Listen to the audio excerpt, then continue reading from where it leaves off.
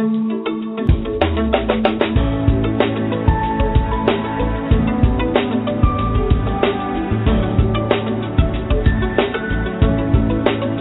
listening now to Aingeal Rose and Ahonu. Signing up today and joining us today for this teleseminar on the Akashic Records. Many of you know me and some of you don't know me, so I'm going to give a little introduction first about myself. And I do have you all muted right now just for the time being. We will be opening up the mics later on to allow you to interact and ask questions of me based on what you're going to hear today.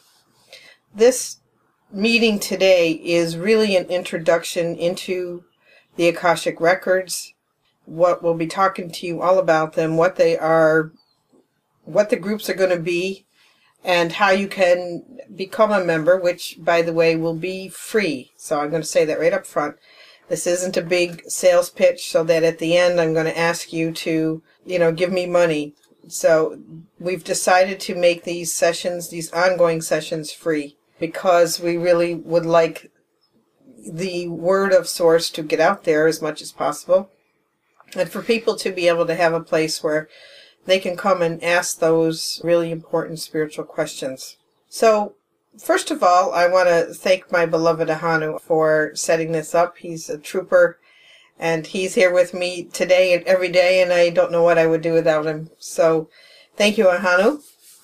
You're all very, very welcome, folks. It has taken us quite some time to actually get the technology right, so we are able to present these group records online, and it has been a lot of work and a lot of commitment, but we listened to you and we realized that it was impossible for everybody to get to our new home place in San Diego, California.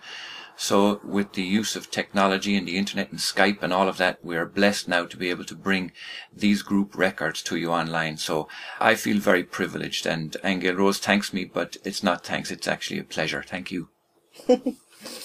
Okay, well, a little bit about myself. I'm often asked how I got into the records. How did I begin to read the Akashic Records?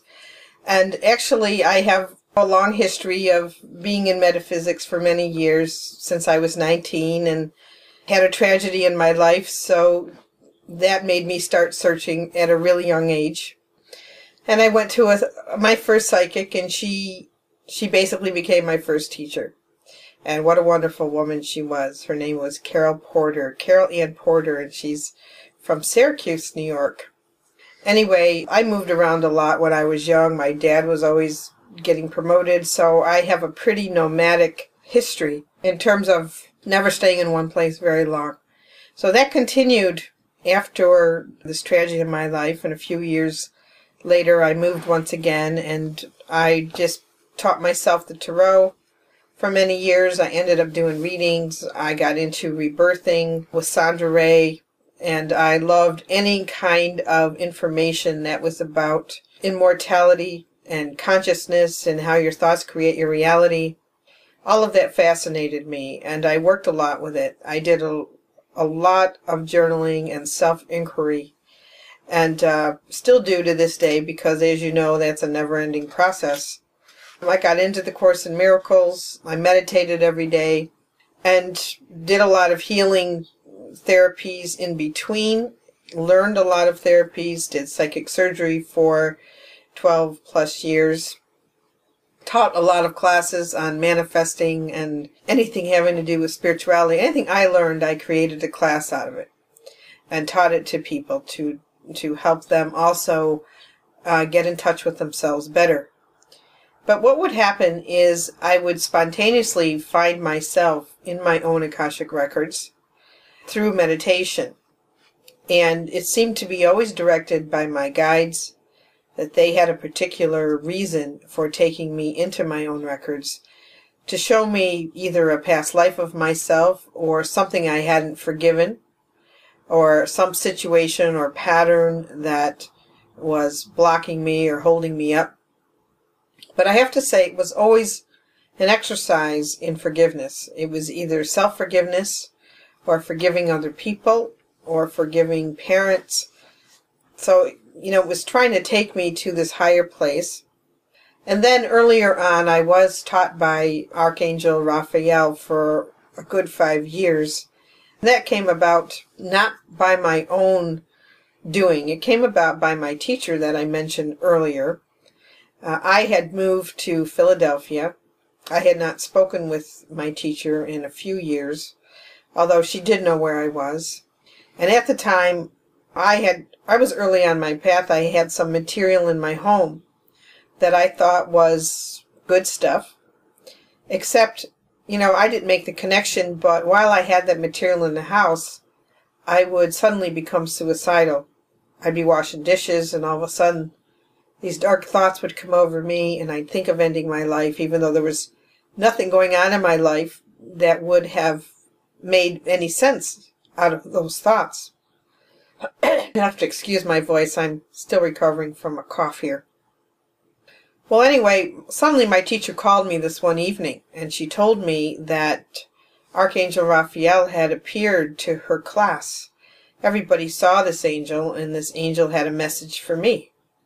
And the message was that I had material in my home that was not what I thought it was, and I was to burn it right away.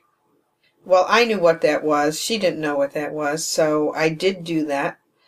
And when I did, I felt these claws come out of my back, and my instructions were that I was to call on Raphael from now on before my meditations, which I did.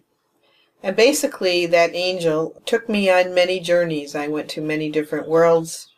I learned a lot about inner alchemy. It was showing me what purification inside was all about.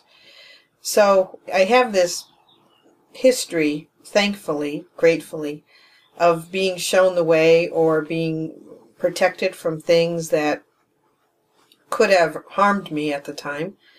But I will say that, I was diligent every day. I took an hour or an hour and a half every day, and I meditated at the same time while my kids were sleeping. So that helped me become, in a way, psychic, because by putting attention on that every day, I would ask my higher self to teach me. I didn't go into meditation to be quiet. I wanted knowledge. And it took a few weeks, and then first I started seeing colors, and then I started seeing symbols, and then there were messages that were coming through symbolic language. And after I became adept at that, then I actually started going on journeys, even to the point of dematerializing one day and reforming my body, which I have to admit scared me a bit, only because my children were tiny. And I went from there into the Course in Miracles, and studied that for a number of years, which anybody who knows about the Course, you don't ever get done the Course. So that's a bit of my history. Because I could not get into my own Akashic Records on purpose, I sought out a teacher, and I was in Chicago at the time. I lived in Chicago for 35 years. What I did do is I found these two women who were teaching how to read the records, and I took that course. And it took me a few weeks to get used to the energy. The energy was very different than any healing energy I'd ever experienced.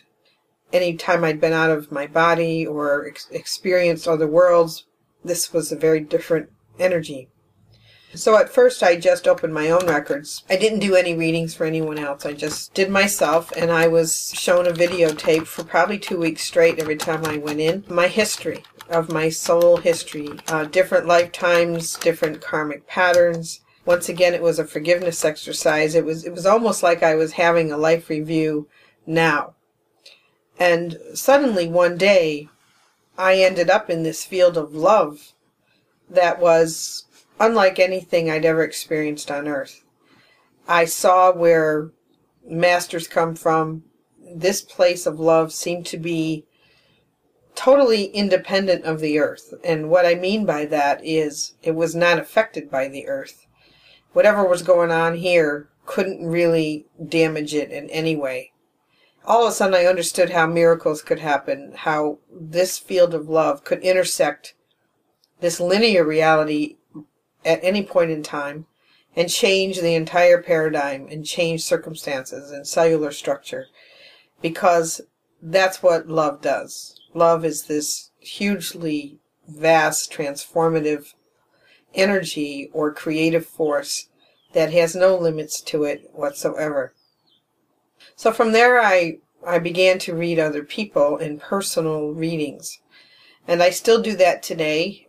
You know, I still have people call me all the time for private readings where I go into their Akashic records.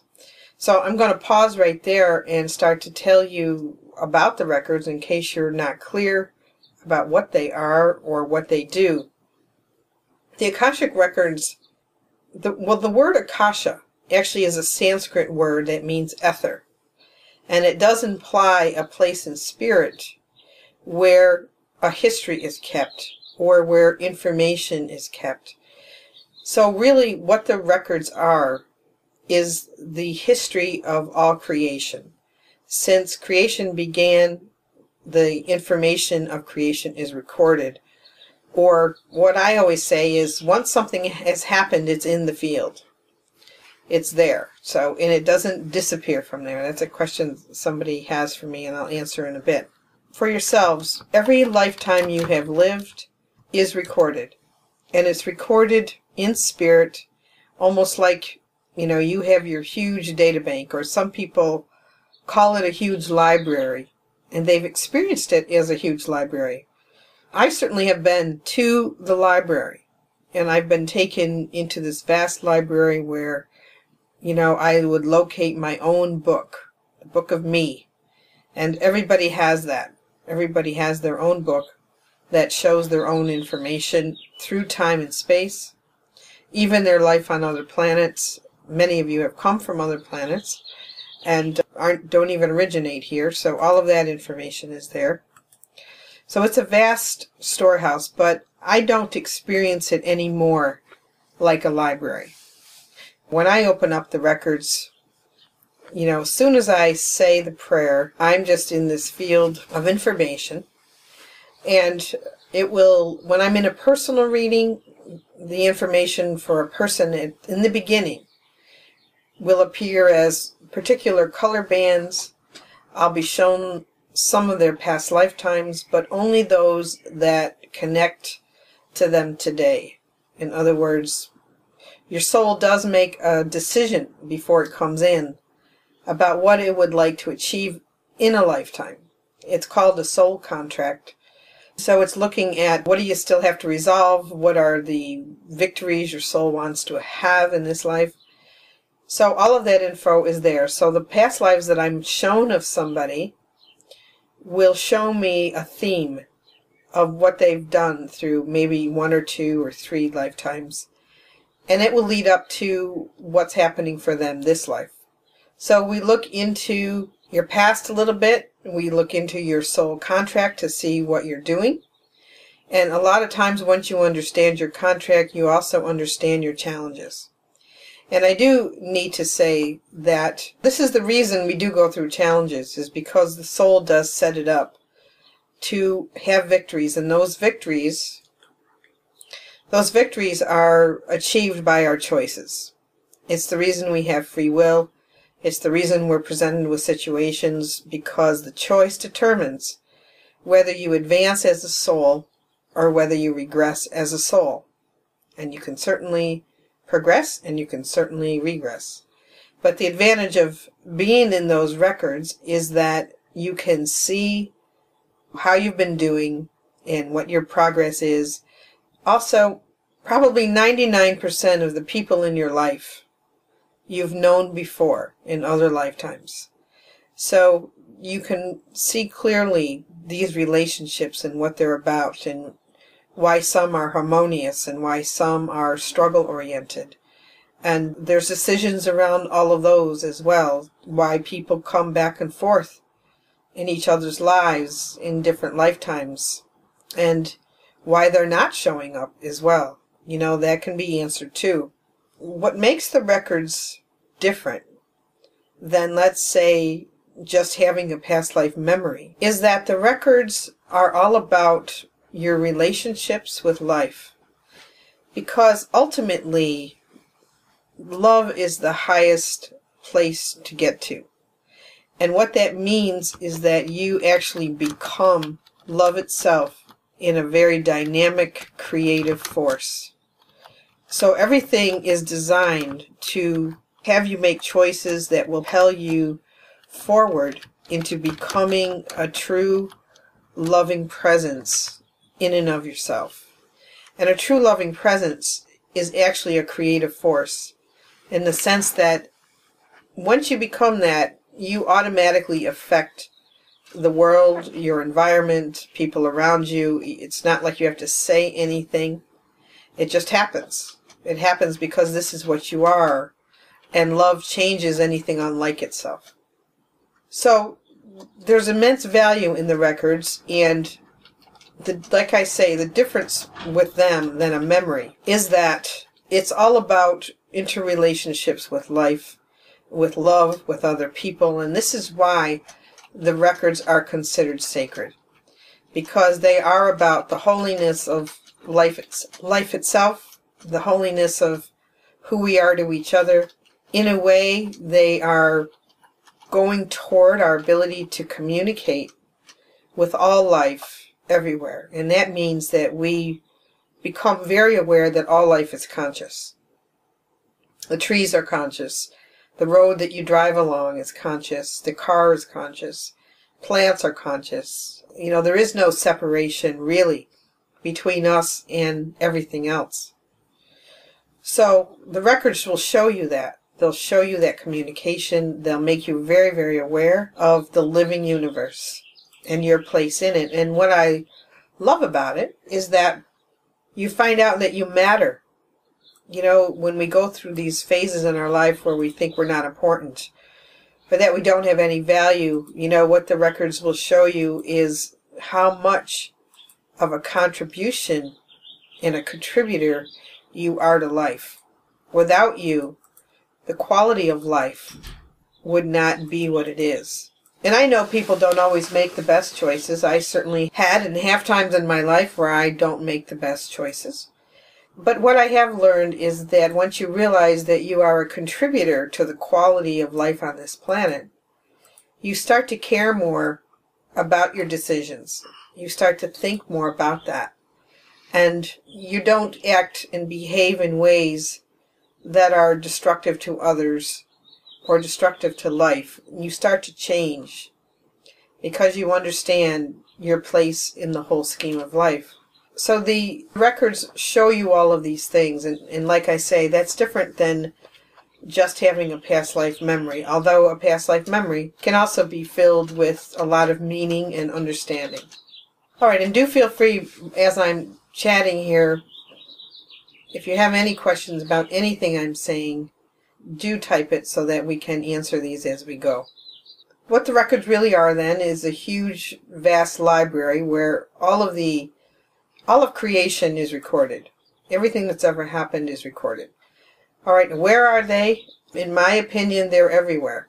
Even though Akasha means a plane in spirit, I actually think the records are encoded in all of our cells in our body.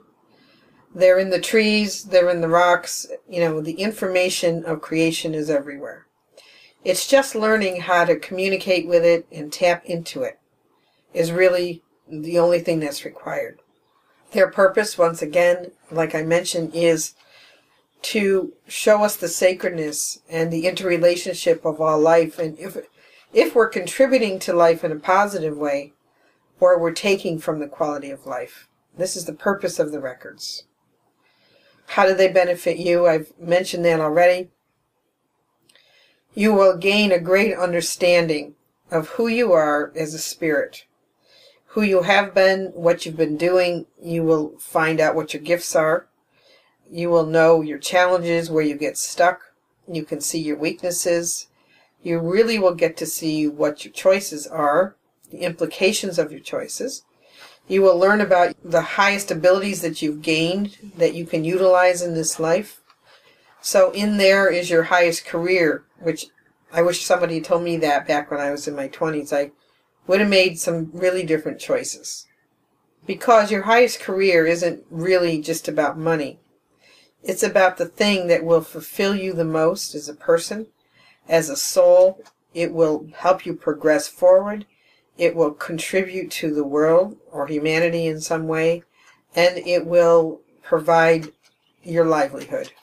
So a true career will do all of that for you. You will understand your relationships. You will know who those people are to you. If they've turned out to be enemies, you'll understand why. If they're soulmates, if they're twin flames, your children, you'll understand why you have the children you do. Anyway, that's the purpose. There's just so much value in the records. Okay, so now I want to talk briefly about the group sessions, why we began the group sessions and what the group sessions are. And we were in Ireland in 2009 or 2010, I can't remember, and we were holding classes on manifesting and journaling and various different things. And I was doing personal readings, and what we were finding were that people had so many questions that really weren't personal. They were asking questions about the world, about finances, why we were crashing, why were there so many suicides, what about the Irish myths and legends, what was the truth of Atlantis and Lemuria, what was love, what was death. We had a homeopath who had all these questions about his practice and how to help people heal better. So we decided to hold group Akashic sessions where people could come and ask these types of questions. They were not for personal readings, and they are not for personal questions. They are for the bigger questions that people have, or things they've always wondered about throughout their lives. And so we assembled these groups, and we would pick a topic for the evening, like if it was Atlantis and Lemuria, for example. People came and they asked questions about Atlantis and Lemuria. And that will be in probably the third book that I write, all about that. We also had a night where we just talked to the trees. And then there would be times where I would leave it open forum, which meant that anybody could ask whatever they wanted. But what we found happening once I opened the records was that it was Source that was answering us directly. It was not any lords of the records or angels or ascended masters or guides or anything like that. It was Source itself that was coming through and speaking to us. And the answers we were given were so amazing and so profound that we just kept having these groups because, it corrected us if we had certain perceptions and beliefs that were in error.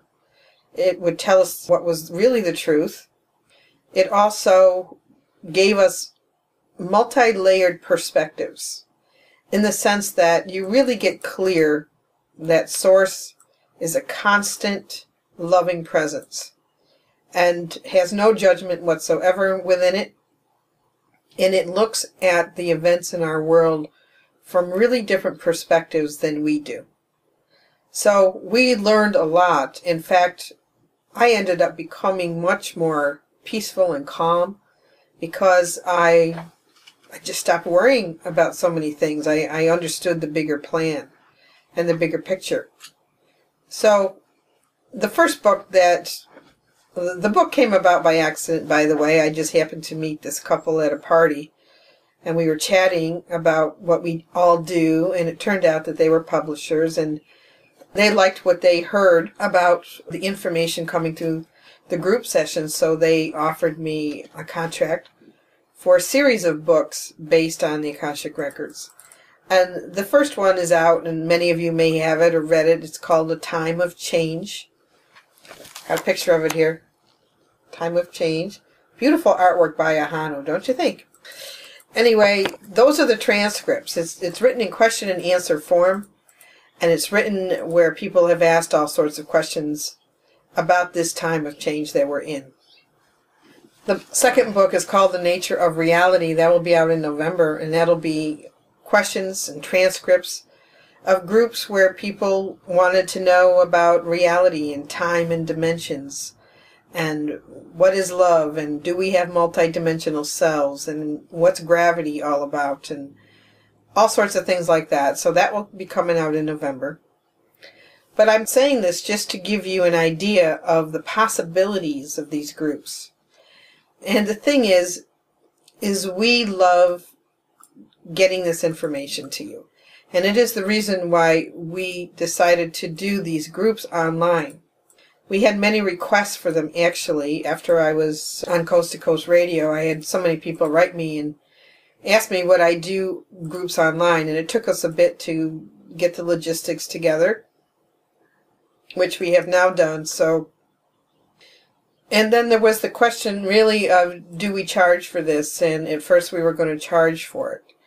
And then when I watched some of the people who were signing up for today, I recognized some of the people, and I knew some of those people would not be able to pay very much to hear these groups.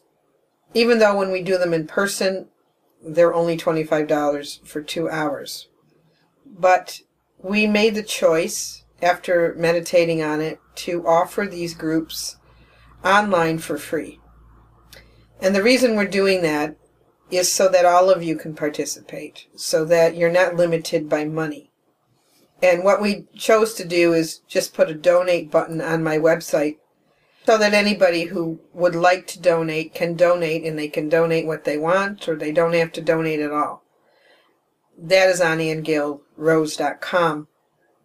So that's the way we've decided to do this.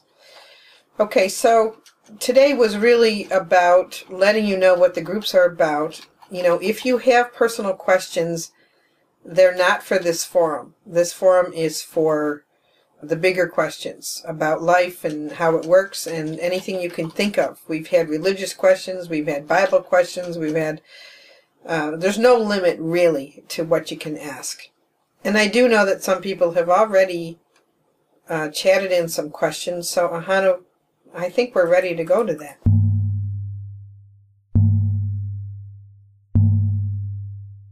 Alright, so that is going to be it for today.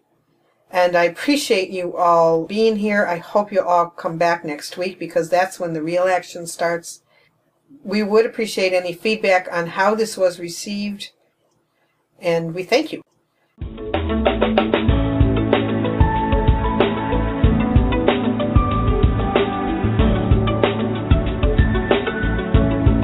The Honest to God series with Aingeal Rose and Ahonu.